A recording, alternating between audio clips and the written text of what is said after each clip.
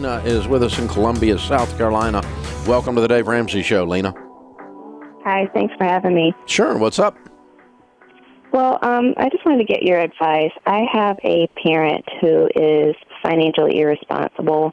I'm trying to prepare for the inevitable request for money or to co-sign on a loan, and I don't want any additional debt, and I'm only on baby step 2 in the program. I signed up for the Financial Peace University, and I'm working through the material. How old are you? What if I'm 30? And how old is your parent? 65. Mom? Yes. Okay. Well, the first thing I want you to do is I'm going to send you a copy of a book called Boundaries. And Okay. Boundaries allows you to put boundaries between you and any relative that is requesting something that is unreasonable. Okay? Okay. And it's not that we don't love them. If she wanted you to give her money to buy cocaine, you would not do that. That's an unreasonable request, correct? Right, absolutely. So you would throw up a boundary immediately. So it's not unloving to put up boundaries. As a matter of fact, in that case, it would be loving because we're not going to allow her to destroy her life. We're not going to participate in her destroying her life. And so we're not going to participate financially in insanity. We're not going to participate financially in enabling by giving a drunk a drink. So somehow we've got to be a blessing to Mom because we love her.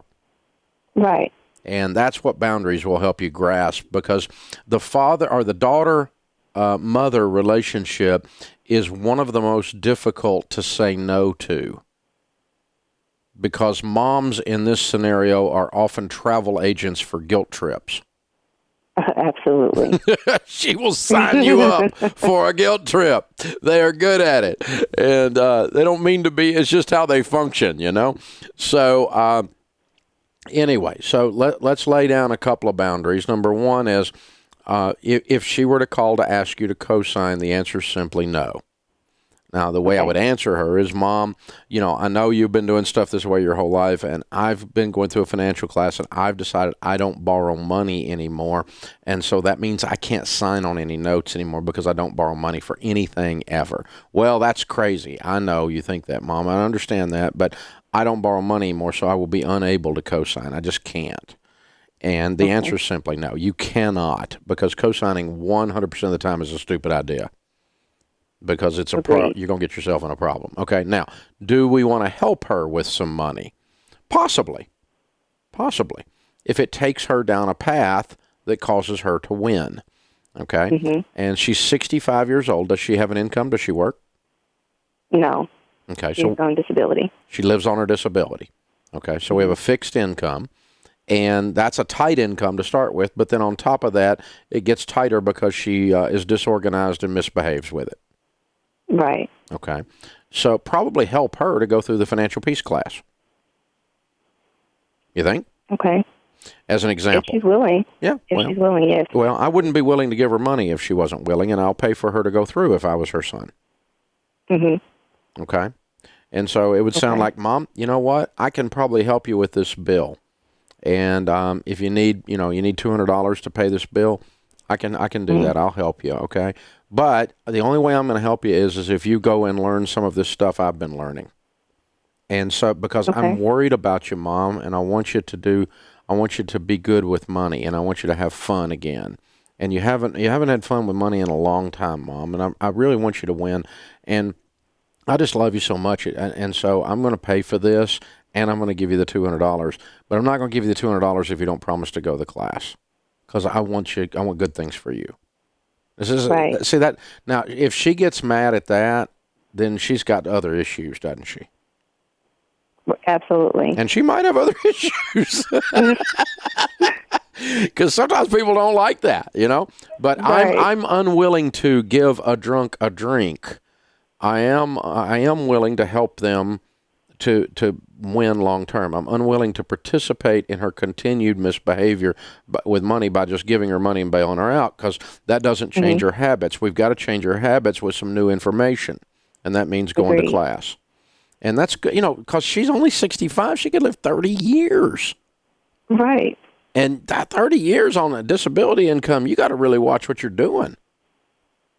And then over on your side of the equation, you just walk your baby steps and you do the stuff you're supposed to be doing, handling money the way we're teaching you to handle money. And as you build wealth, you're going to be more and more able to help and it not bother your finances. But even then, you know, I'm multimillionaire. I can do anything I want to do with money financially, virtually, within reason, to help somebody. But even then, we're very careful when we help someone that we actually are helping them and we're not participating in their insanity. Right. And so, yeah, I don't want to enable. Exactly. And so, you know, Dave, that's tough love. No, it's just love. All love has a tough element to it. Is it tough love to make your kid learn to brush their teeth? No, it's just love because you want them to have teeth in their head when they're older. You know? You don't want them right out of their head. So is it tough love to make your kid do their homework? Well, if you want to call it that, you can, but I just call it love. Because they need to be able to study so they can get good grades and get out and, you know, earn a living and so on. And so it's just loving people around us well, but it's easier just to throw money at stuff. It doesn't require any emotional investment. And what I'm asking you to do is even harder than just throwing money at something. Does that make sense?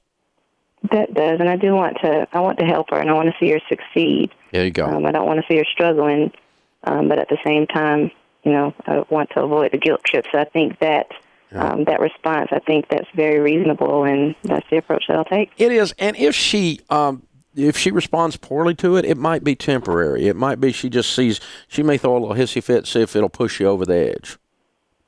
You know, she may try that. That's not unusual when you put up a boundary. So be ready for it. You're not crazy. You're not unloving. You're sane and loving.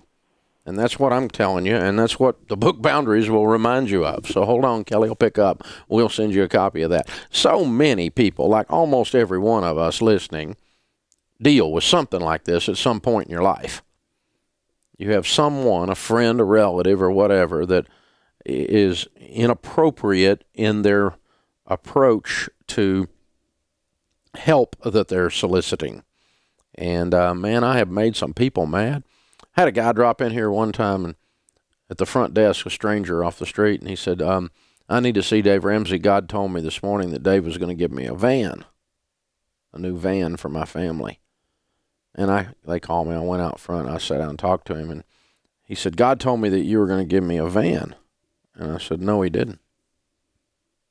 He said, what do you mean? I said, no, he didn't. Because I talk to God every morning, and if God told me that I was to give you a van, there'd be one sitting out here with car keys in it.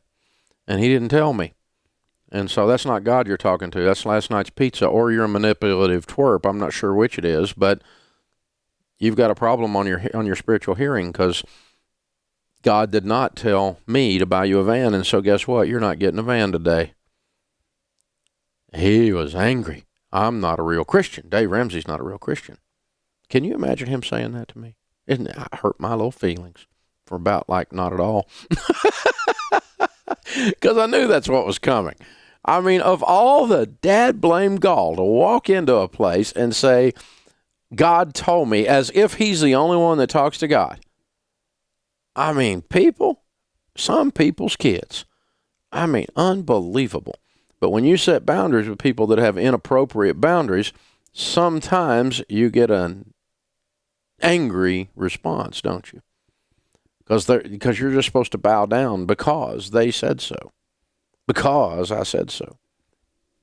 Moms and dads, brothers and sisters, team members, employees, employers, quote-unquote friends, even sometimes, God help us, preachers do it. They violate boundaries.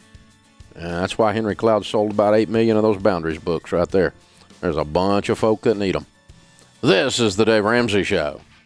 Hey guys, thanks for watching. If you enjoyed this video, click the subscribe button to get the latest content and check out these other great clips from the show.